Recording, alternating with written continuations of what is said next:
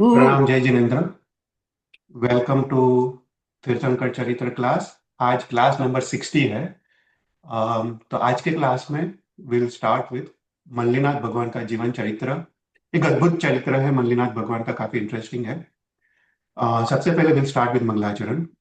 नमो हरियंतानम, नमो सिद्धारम, नमो आयर्यारम, नमो विज्ञायानम, नमो लोये सब्बसावरम। ऐसो पंचनमकारो सब पापनाशनम, ओ मंगलाणं च सर्वेसिं परमं हवै मंगलम्। राग द्वेष विजेतारम, ज्ञातारम विश्ववस्तुना, सक्र पूज्य गिरामेशम तीर्थे संश्रुतिमानये। पन्नगे च सुरेन्द्रे च कौशिके पाद संस्कृते, निर्विशेष मनस्काय श्रीवीर स्वामिने नमः। राम, जय जिनेन्द्र।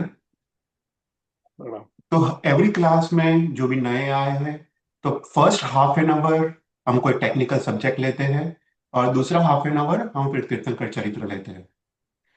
तो हम जो टेक्निकल सब्जेक्ट जो हम ले रहे हैं वो है दंडक प्रकरण। right? दंडक प्रकरण काफी इंटरेस्टिंग टॉपिक है। हमने लास्ट आई थिंक 4-5 क्लास ये प्रकरण कवर किया है। और हम आज इस क्लास में हम थोड़ा आगे बढ़ेंगे।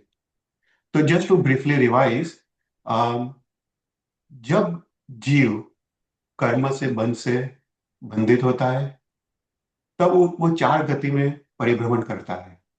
देव गति, मनुष्य गति, तिर्यंश गति और नारद गति। और उसको अनेक प्रकार के दुख और कष्ट उसको सहन करने पड़ते हैं, अनेक प्रकार के दंड उसको सहन करने पड़ते हैं। इसलिए ये चार गति को दंडक कहा गया है। तो ये गत्सार मुनि जिसने ये शास्त्र की रचना की है, उन्होंने ये चार गति को 24 गति में विभाजित किया है। तो ये 24 गति कौन सी है? सबसे पहले हमने देखा कि नरक, जो 7 नरकावास है, उसका एक दंडक है, उसकी एक गति है। उसके बाद तो तिर्यंश गति है, उसमें 9 दंडक है। उसमें जो स्थावर जीव है, पृथ्वी काय, अपकाय, तेवकाय, वावकाय, वनस्पति काय, उसके 5 दंडक है। फिर जो विकलेंद्रिय है, बे इंद्रिय, तेन्द्रिय, चौरिंद्रिय, उसके 3 दंडक है। और जो गर्भज पंचेंद्रिय तिर्यंश है, उसका एक दंडक है। तो तिर्यंश गति को 9 गतियों में डिवाइड किया है। फिर मनुष्य गति का एक दंडक है। और जो देव गति है उसके 13 दंडक है। उसमें हमने देखा जो प्रथम नरकावास है, उसमें जो 1000 योजन के नीचे जो 10 भुवनपति देवता है, उसके 10 दंडक है।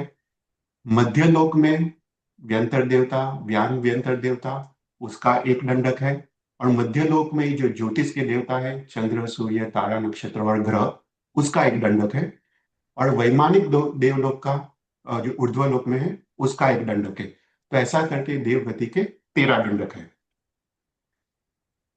हमने ये जो 13 जो टोटल जो 24 दंडक है, उसको 24 द्वारों द्वारा हम इसको एनालाइज कर रहे हैं। तो उसमें अब तक हमने 13 द्वारों के बारे में देखा। सबसे पहले शरीर, फिर अवगाहना, संज्ञा, संज्ञा, संस्थान, कषाय, लेशिया, इंद्रिय, समुद्घात। और लास्ट क्लास में हमने दर्शन, ज्ञान और अज्ञान, वो द्वारों के बारे में हम देखा था। आज के क्लास में हम 2 और द्वार कवर करेंगे, वो है ओ योग और उपयोग। तो सबसे पहले लास्ट क्लास में हमने क्या देखा था? दर्शन, ज्ञान और अज्ञान के बारे में हम देख लेते हैं। तो हमने देखा कि कोई भी जीव, कोई भी शरीर में आत्मा है या नहीं, उसका जो द्रव्य लक्षण है उसको प्राण कहते हैं। 5 इंद्रिय, मन, वचन, काया का योग, श्वासोश्वास और आयुष्य। राइट, इससे हमको पता चलता है कि ये जीव में आत्मा है या नहीं। तो ये सब द्रव्य प्राण है। उसी प्रकार ज्ञान, दर्शन, चारित्र, तप और वीर्य, वो उसके भाव प्राण है। अगर कोई जीव में ज्ञान है, दर्शन है, चारित्र, तप, वीर्य आदि को आदि आदि जो लक्षण है, अगर वो है तो हमको पता चलता है कि वो जीव जीवित है, वो जीव में आत्मा है। तो ये जो 5 ज्ञान, दर्शन, चारित्र, तप और वीर्य है, उसको भाव प्राण कहते हैं। राइट। फिर हमने देखा कि कोई भी पदार्थ इस जगत में, उसको 2 प्रकार के गुण धर्म होते हैं। एक सामान्य गुण धर्म होता है और एक विशेष गुण धर्म होता है। राइट। तो आत्मा को सामान्य गुण धर्म जानने की शक्ति, उसको दर्शन उपयोग कहते हैं। और आत्मा को विशेष गुण धर्म जानने की शक्ति, उसको ज्ञान उपयोग कहते हैं। तो दर्शन उपयोग शास्त्र में जो शब्द है वो है निराकार उपयोग। और जो ज्ञान उपयोग है, उसका शास्त्र में जो शब्द है वो है साकार उपयोग। जैसे हमने देखा एक घड़ा है, तो घड़ा को घड़ा रूप में देखना वो सामान्य उपयोग है, वो दर्शन उपयोग है। पर ये घड़ा ये रंग का बना है, ये प्रकार की मिट्टी का बनाया है, इसने बनाया है, ये नगरी में बनाया है, आदि कुछ जो उसके विशेष गुण हैं उसको ज्ञान उपयोग कहते हैं। तो आत्मा को सामान्य गुण धर्म को जानने की शक्ति वो उसका दर्शन उपयोग है, और आत्मा को वो पदार्थ के विशेष गुण धर्म जानने की शक्ति उसको ज्ञान उपयोग कहते हैं। दूसरा अर्थ दर्शन और ज्ञान का ऐसा है कि सभी पदार्थों को समान तरीके से देखना, समान गुण धर्म देखना वो दर्शन उपयोग है, और सभी पदार्थों को अलग अलग देखना उसको ज्ञान उपयोग कहते हैं। तो फॉर एग्जाम्पल, एक माटी का घड़ा है, माटी का प्याला है, माटी माटी की थाली है, माटी के वेसल्स है, सबको माटी के रूप में देखना, ये सभी माटी है ऐसा देखना वो दर्शन उपयोग है। पर ये घड़ा है, ये प्याला है, ये थाली है, ये वेसल्स है, ऐसा अलग अलग अलग देखना उसको ज्ञान उपयोग कहते हैं। right? तो आत्मा का ये दो गुण धर्म है, दर्शन उपयोग और ज्ञान उपयोग, ये सभी जीव को अवश्य होता है। निगोद के जीव को भी ये दर्शन उपयोग और ज्ञान उपयोग अवश्य होता है। फिर हमने देखा कि दर्शन उपयोग है वो चार प्रकार का है: चक्षु दर्शन, अचक्षु दर्शन, अवधि दर्शन और केवल दर्शन। उसमें अपने आंखों से सामान्य गुण धर्म पहचानने की शक्ति उसको चक्षु दर्शन कहते हैं। आंखों के अलावा अन्य इंद्रियों से वस्तु के पदार्थ के सामान्य गुण धर्म जानने की शक्ति उसको अचक्षु दर्शन कहते हैं। अवधि दर्शन जो अवधि ज्ञान के पहले होता है, मन और इंद्रिय के बिना जो जो रूपी पदार्थों का जो ज्ञान होता है उसको अवधि ज्ञान कहते हैं। उसके पहले, अवधि ज्ञान होने से पहले जीव को सबसे पहले अवधि दर्शन होता है। वो सबसे पहले वो पदार्थ को सामान्य गुण धर्म आत्मा से प्रत्यक्ष जानता है, मन और इंद्रियों के बिना, उसको अवधि दर्शन कहते हैं। और केवल दर्शन अर्थात इस जगत के सभी पदार्थों को एक ही समय में, समकाल में, उसके सभी भूत भविष्य वर्तमान के सभी सामान्य गुण धर्म जानने की शक्ति उसको केवल दर्शन कहते हैं। तो ये चार प्रकार के दर्शन है। उसमें हमने देखा कि जो छद्मस्त जीव है, जिसको केवल ज्ञान उत्पन्न नहीं हुआ है, उसको सबसे पहले एक अंतर्मुहूर्त तक उसको दर्शन उपयोग होता है, उसके बाद उसको अंतर्मुहूर्त तक ज्ञान उपयोग होता है, फिर वापस अंतर्मुहूर्त तक दर्शन उपयोग होता है। ऐसे अनंत काल तक, अनादि काल तक अंतर्मुहूर्त सबसे पहले दर्शन उपयोग, अंतर्मुहूर्त ज्ञान उपयोग, ऐसा साइकिल ऐसा चलता रहता है। और जो केवल ज्ञानी भगवंत है उसको सबसे पहले पहले समय में ज्ञान उपयोग होता है। ओके, उसका रिवर्स होता है, पर एक समय में उसको ज्ञान उपयोग होता है, दूसरा समय में दर्शन उपयोग होता है, थर्ड समय में वापस ज्ञान उपयोग होता है, फोर्थ समय में दर्शन उपयोग होता है। तो केवल ज्ञानी को एक एक समय में दर्शन और ज्ञान और दर्शन उपयोग होता है, और जो छद्मस जीव है उसको एक अंतर्मुहूर्त जितना समय लगता है दर्शन उपयोग के बाद ज्ञान उपयोग करने में। तो ये सब हमने लास्ट क्लास में देखा था। फिर हमने देखा था कि हर एक दंडक में कौन से जीव को कौन सा दर्शन होता है। तो हमने देखा कि जो पांच स्थावर जीव है, बेइंद्रिय और तेन्द्रिय है, जिसके पास चक्षु नहीं है, उसको मात्र एक दर्शन है, वो है अचक्षु दर्शन। मतलब बाकी के इंद्रियों द्वारा वो पदार्थ के सामान्य गुणधर्म को पहचानता है। जो चौरिंद्रिय है उसको चक्षु भी है, तो उसके दो दर्शन है, चक्षु दर्शन है और बाकी के इंद्रियों द्वारा अचक्षु दर्शन है। फिर हमने देखा कि देवताओं के 13 दंडक और नरक और तिर्यंच को भी अवधि ज्ञान हो सकता है। तो इसलिए ये 15 दंडकों में चक्षु दर्शन है, अचक्षु दर्शन है और अवधि दर्शन है। और जो गर्भज मनुष्य है उसको ही चारों चार प्रकार के, उसको चक्षु दर्शन, अचक्षु दर्शन, अवधि दर्शन और केवल दर्शन मात्र मनुष्य गति में ही संभव है। तो हमने देखा था लास्ट टाइम कि एक क्वेश्चन हुआ था कि चक्षु दर्शन है, अचक्षु दर्शन है, फिर अवधि दर्शन है और केवल दर्शन है। तो यहाँ पे मनः पर्वत जैसा कोई दर्शन नहीं है। उसका कारण ऐसा है कि जो मनः पर्वत ज्ञान है वो प्रथम समय से ही विशेष ज्ञान है, उसका कोई दर्शन नहीं है, वो वस्तु के सामान्य दर्शन को पहचानता नहीं है, वो पहले समय से वस्तु पदार्थ के विशेष गुण धर्म को ही वो ग्राह्य है। इसलिए मनः पर्वत दर्शन जैसा कुछ है नहीं। राइट। फिर हमने ज्ञान और अज्ञान द्वार के बारे में देखा था। तो हमने देखा कि जो ज्ञान है वो सम्यक दृष्टि जीव की अपेक्षा से है। मतलब सम्यक दृष्टि जीव का ज्ञानी ज्ञान कहते हैं, मिथ्या दृष्टि जीव का ज्ञान अज्ञान कहते हैं। तो सम्यक दृष्टि जीव की अपेक्षा से पांच ज्ञान है: मति ज्ञान, श्रुत ज्ञान, अवधि ज्ञान, मनोप्रयोग ज्ञान और केवल ज्ञान। और मिथ्या दृष्टि जीव की अपेक्षा से तीन अज्ञान है: मति अज्ञान, श्रुत अज्ञान और अवधि अज्ञान। राइट। अभी मनोप्रयोग ज्ञान अज्ञान जैसा कुछ है नहीं और केवल अज्ञान जैसा कुछ है नहीं, क्योंकि मनोप्रयोग ज्ञान और केवल ज्ञान मात्र सम्यक दृष्टि जीव को ही होता है। तो मनोप्रयोग ज्ञान वो सिर्फ ज्ञान है, केवल ज्ञान वो भी सिर्फ ज्ञान है। राइट। तो हमने देखा आत्मा को पदार्थ के विशेष गुण धर्म जानने की शक्ति, उसको ज्ञान कहते हैं।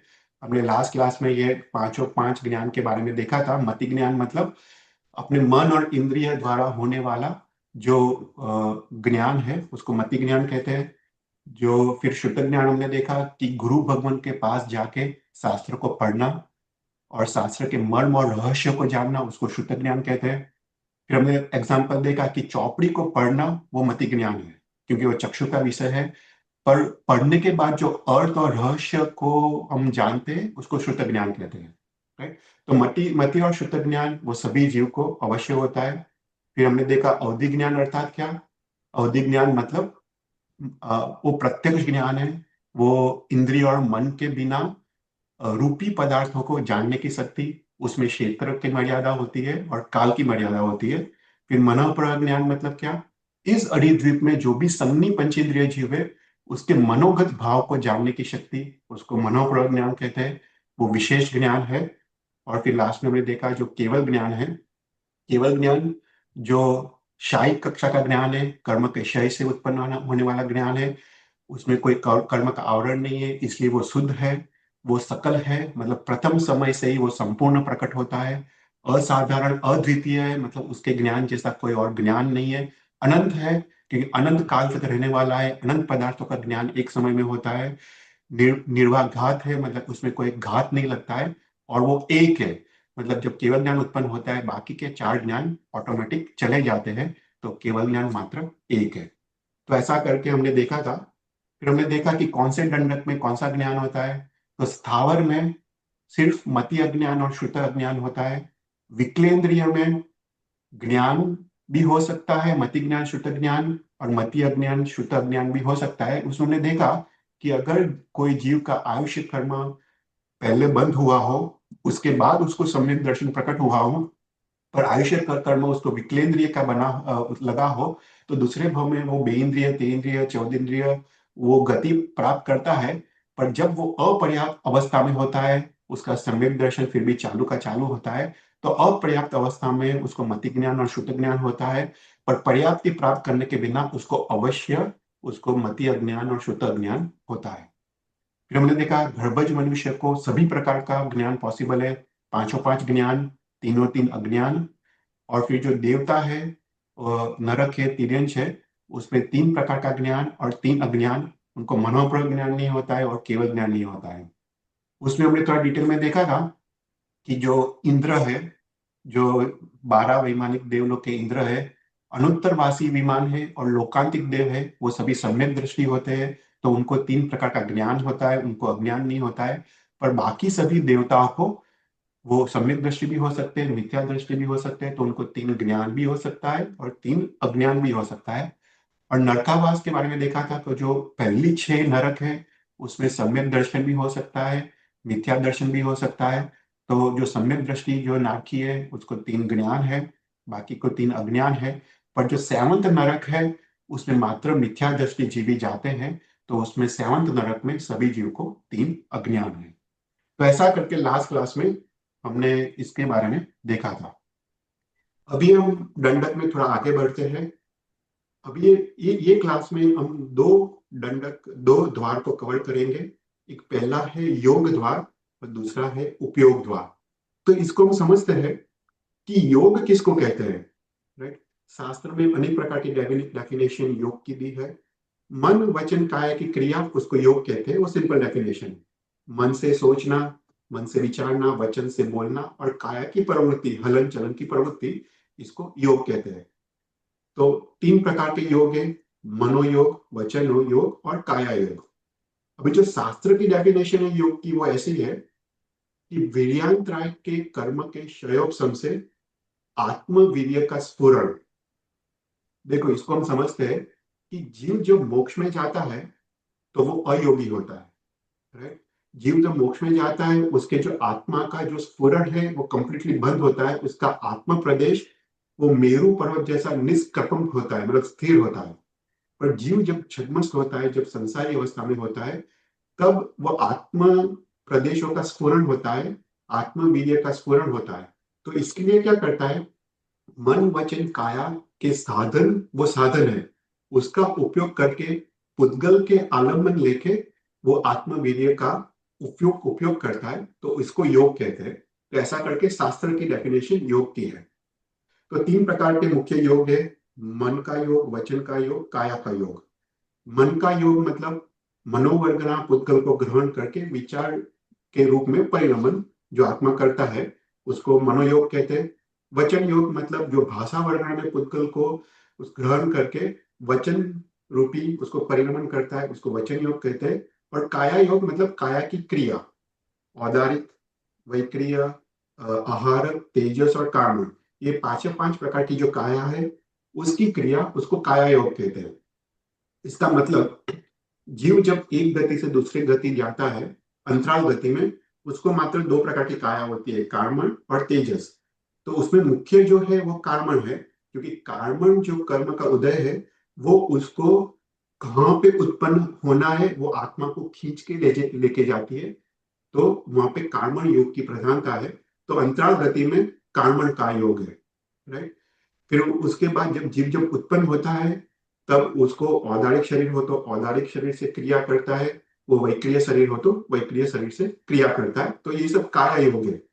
इवन शरीर का जो पचने की क्रिया है, राइट, जो पाचन की क्रिया है वो तेजस शरीर की मुख्यता है, तो वो तेजस काया योग है, राइट। तो ये सब प्रकार के काया योग है। तो शास्त्र में मनोयोग, वचन योग, काया योग, उसको 15 डिविजन में विभाजित किया है। मनोयोग 4 प्रकार के हैं, वचन योग 4 प्रकार के हैं और काया योग 7 प्रकार के हैं। इसको हम देखते हैं। तो सबसे पहले मनोयोग और वचन योग, इसका डिवीजन सेम है। तो सत्य मनोयोग, असत्य मनोयोग, मिश्रित मनोयोग, जो सत्य और असत्य का मिश्रित है, और जो सत्य भी नहीं है असत्य भी नहीं है उसको व्यवहार मनोयोग कहते हैं। या वचन योग, मनोयोग मतलब सोचना, वचन योग मतलब बोलना, राइट। तो इसको हम समझते हैं। सत्य मनोयोग मतलब क्या, कि हरियन परमात्मा ने, वितराग परमात्मा ने जो वस्तु का स्वरूप दिखाया है उस हिसाब से सोचना। फॉर एग्जाम्पल, वितराग परमात्मा सुदेव है, पंच महाव्रतधारी संयमी गुरु भगवंत वो सुगुरु है, और अहिंसा और संयम मुक्त जो आदि वाला जो धर्म है वो सुधर्म है। तो ऐसा सोचना वो सत्य मनोयोग है। उसके ऑपोजिट असत्य मनोयोग मतलब क्या, कि वितराग परमात्मा को कुदेव मानना, जो रागी और द्वेषी जो गुरु भगवंत है उनको सुगुरु मानना, और हिंसात्मक जो धर्म है उसको सुधर्म मानना, वो असत्य मनोयोग है, राइट। फिर मिश्र मनोयोग मतलब क्या, कि फॉर एग्जाम्पल एक जंगल है, जंगल में अनेक प्रकार के पेड़ है, और उसमें मुख्य से आंबा का पेड़ है। तो हम बोलते हैं कि ये जंगल आंबा का जंगल है, आंबा का वन है। तो वो मिश्र मनोयोग हुआ, क्योंकि वो आंबा अकेले का जंगल नहीं है, वन नहीं है, और उसमें अनेक प्रकार के वन भी है।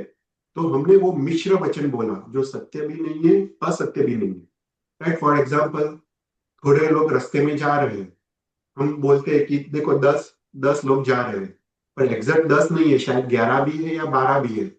तो वो मिश्र वचन हुआ, जिसमें सत्य और असत्य का मिश्र है, उसको मिश्र मनोयोग कहते हैं। और असत्य अमनुष्य मतलब सत्य भी नहीं है असत्य भी नहीं है।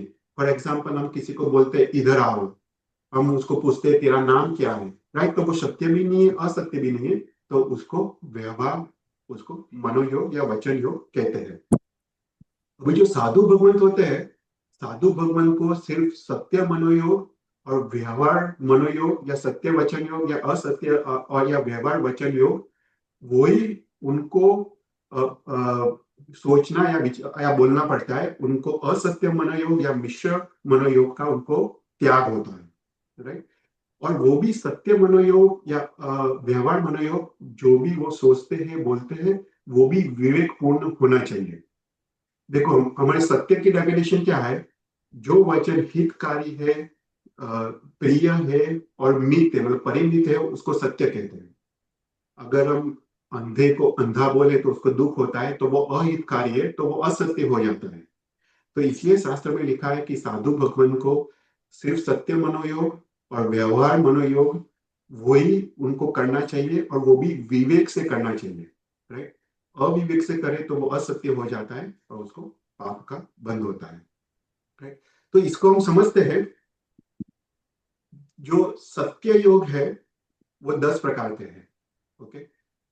तो सत्य किसको कहते हैं, इसको हम थोड़ा डिटेल में समझते हैं। सबसे पहला जो सत्य है वो है जनपद सत्य। जनपद सत्य मतलब जो देश में जो भाषा बोली जाती है उस प्रकार की भाषा बोलना, उसको जनपद सत्य कहते हैं। राइट। फॉर एग्जाम्पल, अगर इंडिया और यूएस को कंपेयर करें, तो इंडिया में जैसे कोई अपार्टमेंट्स में रह रहा तो उसको हम बोलते हैं वो फ्लैट्स में रह रहा है। राइट। यूएस में बोलते हैं वो अपार्टमेंट में रह रहा है। अगर यूएस में हम आके बोले कि वो फ्लैट में रह रहा है तो किसी को समझ नहीं पड़ेगा, तो वो असत्य हो जाता है। जो जो देश में जो भाषा बोली जाती है वो भाषा बोलना, उसको जनपद सत्य कहते हैं। फिर उसके बाद समत्त सत्य। समत्त सत्य मतलब पंडितों ने, विद्वानों ने, महापुरुषों ने जिसको सत्य माना है उसको सत्य रूप स्वीकार करना। फॉर एग्जाम्पल, पंकज शब्द है। पंकज का जो लिटरल अर्थ है कि वो कादव किचन में उगना, उसको पंकज कहते हैं। तो कादव किचन में तो घास भी उगता है, कादव किचन में तो देड़का भी जन्म लेता है, और कादव किचन में तो लोटस भी जन्म लेता है। पर पंडितों ने सिर्फ लोटस को पंकज कहा है। अगर हम डेढ़के को पंकज के या घास को पंकज के, तो वो असत्य हो जाता है। इवन तो उसका लिटरल मीनिंग सही है, पर वो असत्य हो जाता है क्योंकि वो पंडितों द्वारा माननीय नहीं है। तो उस हिसाब से बोलना जो पंडितों द्वारा माननीय है उसको समझ सत्य कहते हैं। फिर उसके बाद स्थापना सत्य। स्थापना सत्य मतलब भगवान की मूर्ति है, उसको भगवान कहना। राइट। स्थापनाचार्य है, उसको गुरु भगवंत कहना। कोई पेंटिंग है, पेंटिंग में घड़ा हो रहा है, उसको घड़ा कहना, तो वो सब स्थापना सत्य है। राइट। तो उसको स्थापना सत्य कहते हैं। नाम सत्य। नाम सत्य मतलब जिसका जो नाम रखा गया है वो नाम से उसको पहचानना, उसको नाम सत्य कहते हैं। जैसे कोई गरीब है, उसका नाम लक्ष्मी चंद्र है, तो हमको उसको लक्ष्मी चंद्र से ही उसको बुलाना है, तो वो नाम सत्य है। इवन तो उसके गुण धर्म नहीं है, वो गरीब है, हम उसको गरीब चंद्र नहीं बुला सकते। राइट। उसको लक्ष्मी चंद्र ही हम उसको बुलाते हैं, तो वो नाम सत्य होगा। फिर रूप सत्य। रूप सत्य मतलब उसके गुण धर्म हो या ना हो, पर रूप से उसको पहचानना। जैसे कोई साधु भगवंत है, उसने साधु का वेश पहना है, हम उनको जानते नहीं है, हमको पता नहीं है कि वो 5 महाव्रत धारी है या नहीं, पर फिर भी उसने जो साधु का वेश पहना है उसको हम साधु के तरीके उसको बुलाना चाहिए, तो उसको रूप सत्य कहते हैं। उसको असाधु हम बोले तो वो असत्य हो जाता है। तो जो रूप के हिसाब से किसी को बुलाना, किसी को पहचानना, उसको रूप सत्य कहते हैं। फिर प्रतीत्य सत्य। प्रतीत्य सत्य मतलब अपेक्षा से कोई सत्य। राइट। फॉर एग्जाम्पल, हम बोले कि अनामिका अंगुली बड़ी है, तो बात सही है क्योंकि वो सबसे छोटी आंगली की अपेक्षा से है। हम बोले अनामिका आंगली छोटी है, तो वो बात भी सही है क्योंकि वो मध्यमा आंगली की अपेक्षा से है। तो कोई अपेक्षा से बोलना वो प्रतीत्य सत्य है। व्यवहार सत्य, जो व्यवहार में जो भाषा बोली जाती है उस हिसाब से बोलना। फॉर एग्जाम्पल, कोई पर्वत है, पर्वत में जो झाड़ पान आदि है उसमें आग लगी है, हम व्यवहार व्यवहार में बोलते हैं कि पर्वत में आग लगी है। राइट। हम ऐसा नहीं बोलते कि पर्वत में झाड़ में आग लगी है, हम बोलते कि ये पर्वत पे आग लगी है। तो जिस हिसाब से जो व्यवहार में बोला जाता है उस हिसाब से बोलना वो व्यवहार सत्य है। फिर भाव सत्य। भाव सत्य मतलब हरेक हरेक पदार्थ के अनेक गुण धर्म होते हैं। थोड़े मुख्य गुणधर्म होते, थोड़े अल्प गुणधर्म होते। तो अल्प गुणधर्म को गौण करके बोलना। फॉर एग्जाम्पल, एक पोपट है, पोपट में 5 कलर्स है। राइट। ग्रीन है, रेड है, येलो है, सभी कलर्स है, पर हम क्या बोलते हैं, पोपट तो ग्रीन है। राइट। तो वो भाव सत्य हुआ, क्योंकि जो छोटे जो अल्प गौण गुण धर्म है उसको गौण करके बोलना, उसको भाव सत्य कहते, वो भी सत्य वचन है। योग सत्य, कोई योग के से उसको सत्य मानना। फॉर एग्जाम्पल, कोई छत्र को धारण करने वाला हो तो उसको हम छत्री कहते हैं। कोई अध्यापक हो, अध्यापक जब पढ़ाता हो तब उसको अध्यापक कहते हैं, पर जब वो नहीं पढ़ाता हो फिर भी हम ये अध्यापक कहते हैं ना, क्योंकि उसको योग है, अध्यापक उसको सिखाने का योग है। तो वो जब नहीं सिखा रहा हो फिर भी हम उसको अध्यापक ही कहते हैं, तो उसको योग सत्य कहते हैं। फिर उपमा सत्य, किसी के गुण धर्म के हिसाब से उसको उपमा देना। हम कहते हैं भगवान का मुख चंद्रमा जैसा है, राइट, तो वो भी सत्य है, क्योंकि उसके गुण धर्म के हिसाब से हमने हमने वचन बोला है या वचन सोचा है, तो वो उपमा सत्य है, राइट। तो ये सत्य की डेफिनेशन है। तो ये 10 प्रकार का जो वचन है, 10 प्रकार का जो थिंकिंग है, विचार है, उसको सत्य मनोयोग या सत्य वचन योग कहते हैं, राइट। फिर असत्य योग किसको कहते हैं? तो 10 प्रकार के असत्य योग है। कोई भी वचन क्रोध मान माया लोभ में बोला गया वचन या सोचा हुआ वचन, वो असत्य योग है।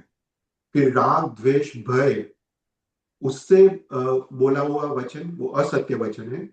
फिर उसके बाद काल्पनिक वचन, हम ऐसे ही कोई स्टोरी बना लें तो वो भी असत्य वचन है। फिर किसी को गलत कलंक लगाना, किसी को रॉन्गली एक्यूज करना, वो असत्य वचन है, राइट। तो 10 प्रकार के सत्य योग, 10 प्रकार के असत्य योग। फिर मिश्र योग, तो मिश्र योग भी 10 प्रकार के हैं। तो ये कौन से हैं? मिश्र मतलब सत्य और असत्य का जो मिश्रित है उसको मिश्र योग कहते हैं। तो फॉर एग्जाम्पल, सबसे पहला है उत्पन्न मिश्र। कोई नगर में थोड़े बालक का जन्म हुआ है, फॉर एग्जाम्पल 12 बालक का आज जन्म हुआ है, हम बोलेंगे कि 10 बालक का जन्म हुआ है, तो वो सत्य और असत्य सत्य से मिश्रित है, उसको उत्पन्न मिश्रित कहते हैं।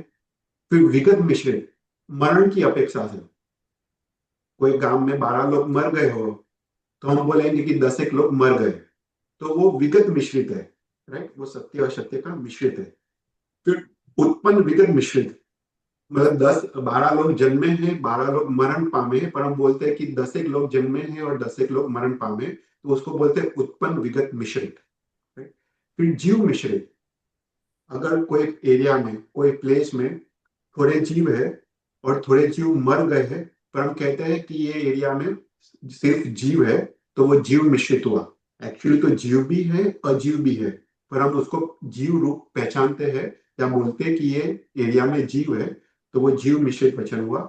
उसी प्रकार के अजीव मिश्रित, कोई एरिया में अजीव ज्यादा हो और कूड़े, जैसे कोई गार्बेज हो, गार्बेज में अजीव चीज ज्यादा है, पर वहां पे भी कोई इंसेक्ट्स आदि वहां पे भी है, तो हम कहते हैं ये अजीव है, राइट। तो वो अजीव मिश्रित वचन हुआ कि वो सत्य और असत्य का मिश्रित है। तो उसी प्रकार जीवाजीव मिश्रित, कि इतने इतने जीव है और इतने अजीव है, ऐसा अप्रोक्सीमेट वचन बोलना, वो भी सत्य असत्य का मिश्रित है।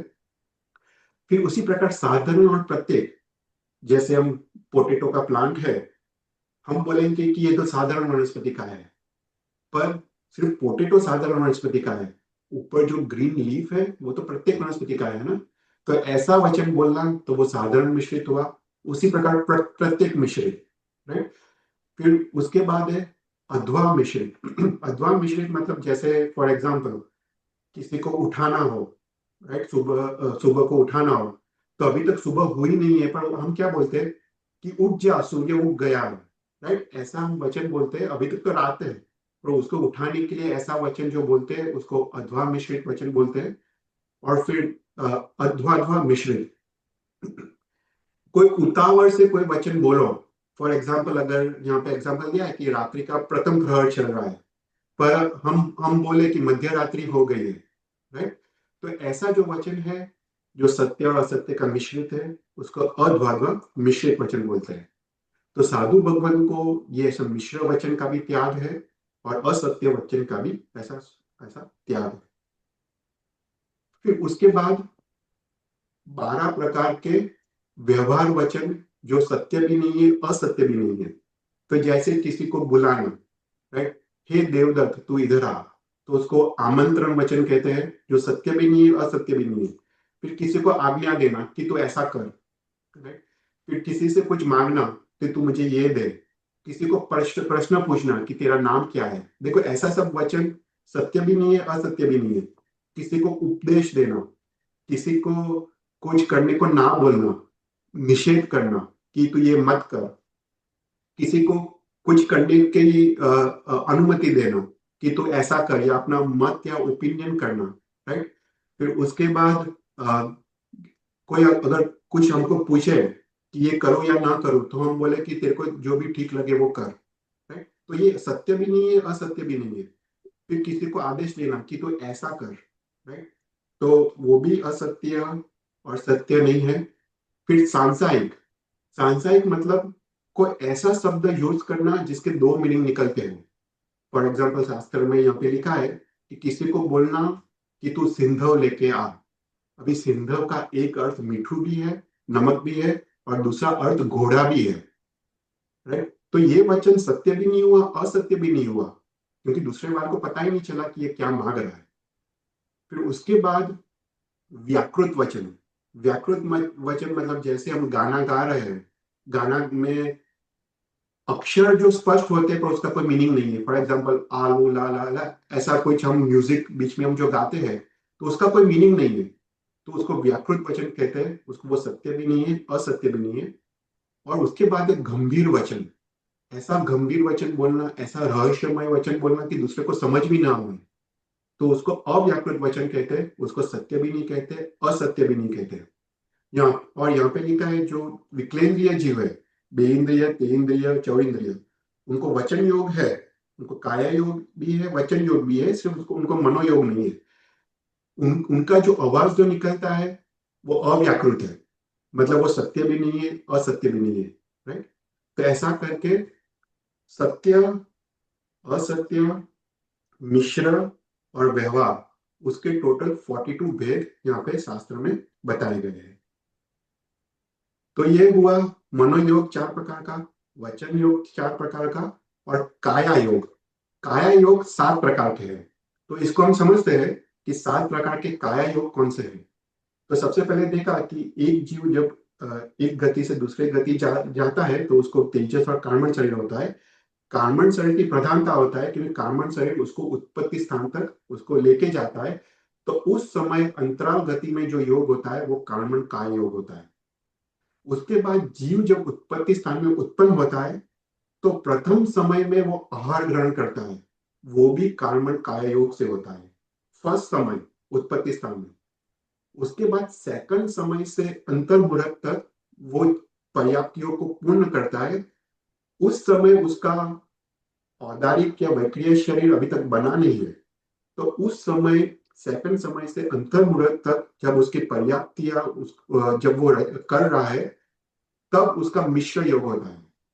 ओके, तब उसका जो जो जो क्रिया होती है, अगर औदारिक और कार्बन के मिश्र से होती है, अगर वो देव गति में है तो वैक्रिय और कार्बन के मिश्र से होती है। पर्याप्ति पूर्ण होने के बाद अगर वो मनुष्य या तिर्यंश है तो उसको फिर औदारिक कायायोग होता है। अगर वो देव और नारक है उसको वैक्रिय कायायोग होता है, वो पर्याप्ति के बाद।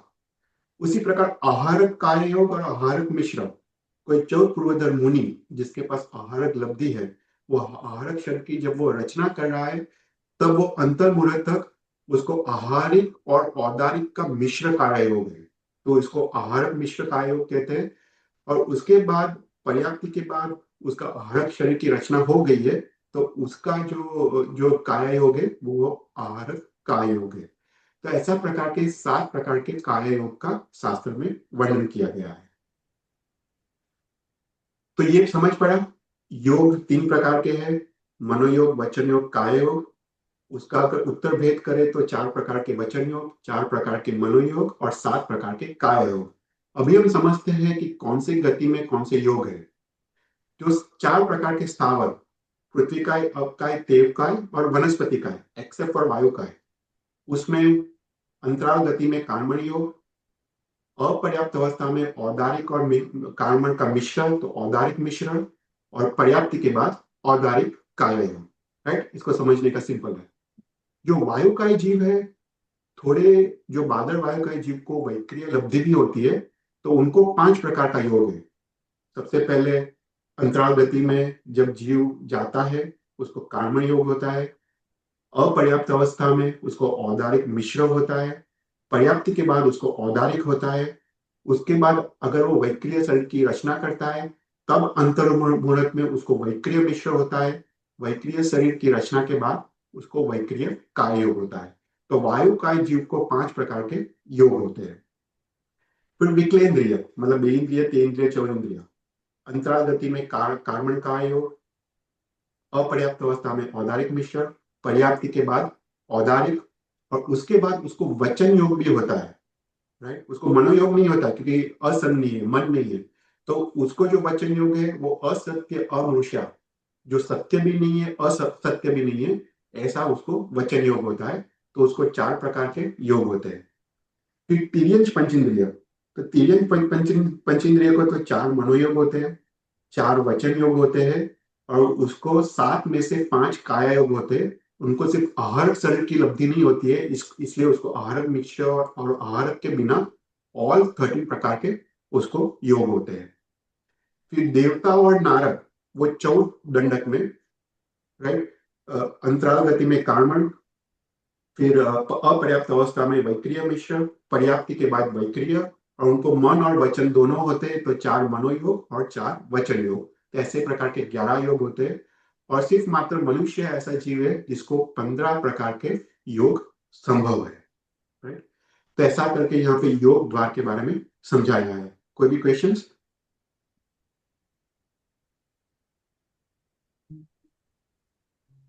ठीक है। फिर उसके बाद 15th द्वार है, ये सिंपल है। 15th द्वार है उपयोग द्वार। हमने इसके बारे में ऑलरेडी जब दर्शन और ज्ञान के बारे में बात किया, ऑलरेडी ये कवर किया है। इसमें थोड़ा और डिटेल में दिया है। उपयोग मतलब आत्मा का एक लक्षण, राइट, जिसमें हम पहचान सकते हैं कि आत्मा में जीव है या नहीं, तो उसको उपयोग कहते हैं। तो हमने देखा कि उपयोग 2 प्रकार के हैं, एक निराकार उपयोग जो दर्शन उपयोग है, और जो साकार उपयोग उसको ज्ञान उपयोग कहते हैं।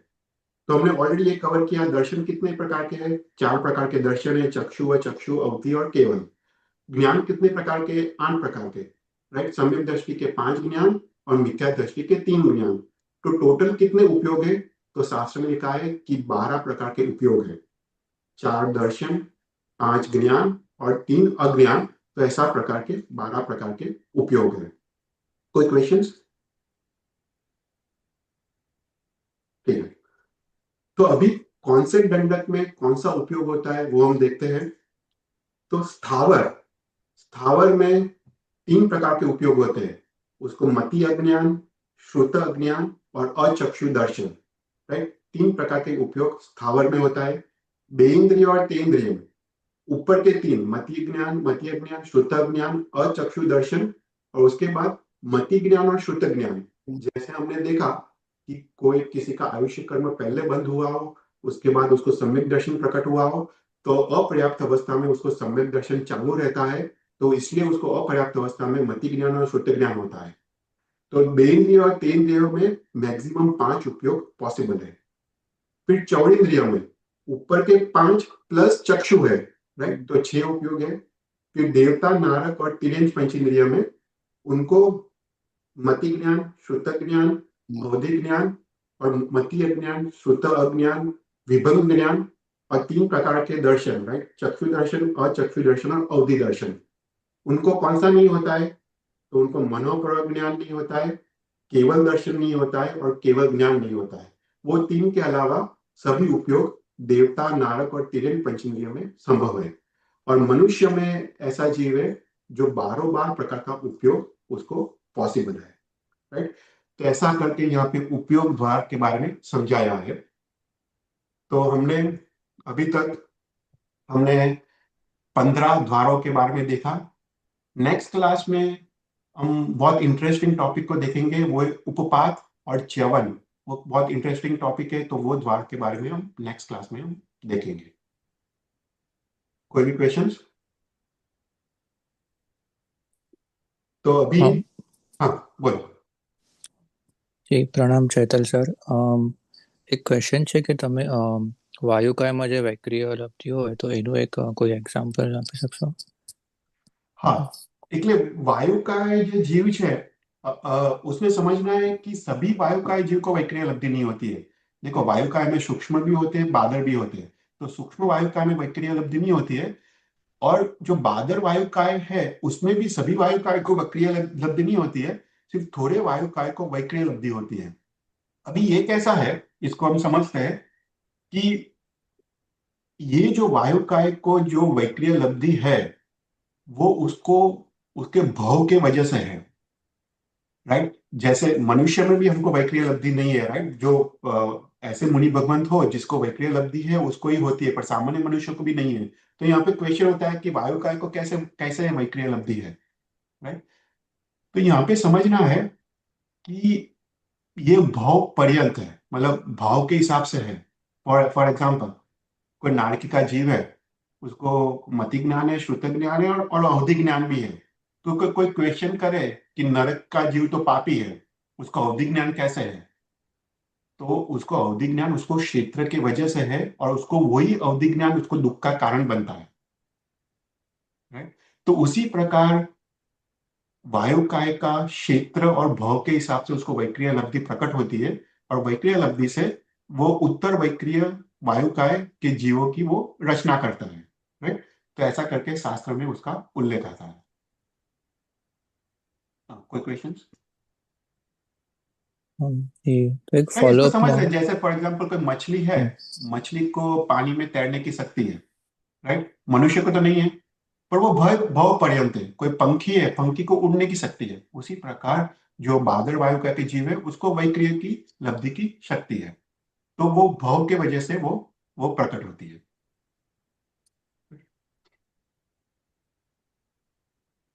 कोई क्वेश्चन उसमें? जी जस्ट एक स्मॉल फॉलोअप। तो फॉर एग्जांपल टॉर्नेडो या हरिकेन है तो कैन वी हम्म, से के दोज आर वैक्रिय वायुकाय? नहीं, वो हमको पता नहीं चलेगा। वो केवल ज्ञानी को केवल ज्ञान में ही पता चलेगा। ओके। वो हो भी ठीक। सकता है, नहीं भी हो सकता है। हमको हम्म, हमको अपने ज्ञान से पता नहीं चलेगा। फॉर एग्जाम्पल, हम रास्ते में जा रहे हैं, रास्ते में कोई पानी का पडल आया। राइट, वो पानी सचित है या अचित है, हमको हमको अपने ज्ञान में पता नहीं चलेगा। पर केवल ज्ञानी को वो पता चलेगा कि ये पानी में पैर रख सकते हैं या नहीं। राइट, उसी प्रकार ये सब सूक्ष्म जीव है। हमको अपने चक्षु से हम उसको पहचान नहीं सकते। राइट, तो हमको अपने ज्ञान से पता नहीं चलेगा कि इसमें वायुकाय के जो जीव है उसमें वैक्रिय भी, उत्तर वैक्रिय जो शरीर की रचना की है वो भी जीव है या नहीं। वो सिर्फ केवल ज्ञानी को अपने केवल ज्ञान में ही पता चलेगा।